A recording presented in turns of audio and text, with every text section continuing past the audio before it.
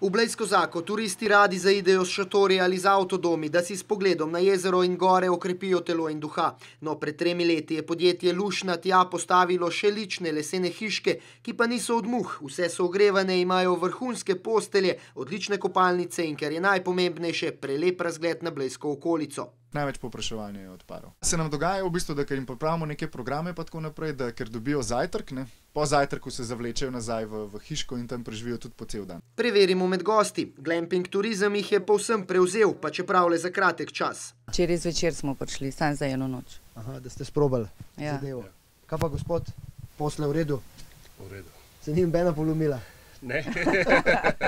A nekateri za glamping še niso slišali, pa že uživajo v njem. Ne veste, kaj pomeni glamping? To je princip glampinga, evo, glamurozni kemping. Aha, no evo. Se vam zdi, da je to glamurozno, da je to boljš kot recimo, če bi šotor klele postavili, pa dež pove spada? Je, primaj. No, pari po tem glamping kempu ne uživajo le v udobnih posteljah, toplih hišicah in prelepi naravi.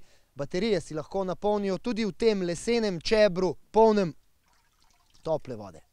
Kot kaže, je glamping med turisti res pravi hit. Lastnik blejskega glamping kempa, podjetje Sava Hoteli, zato tovrstnemu turizmu napoveduje svetlo prihodnost. Jaz sem prepričan, da bo v 5 letih v Sloveniji vsaj 10 glampingov. Podjetje Lušna bo pri širjenju glampinga zagotovo igralo pomembno vlogo. Že zdaj vlagateljem ponuja celovite rešitve, od izgradnje hišic, njihove umestitve v prostor do razvoja in trženja glamping paketa. Svojevrstno izkušnjo za zdaj ponuja le sosednjim državam in Španiji, v Slovenijo pa želi privabiti goste iz vsega sveta, celo iz Čila in Bangladeša.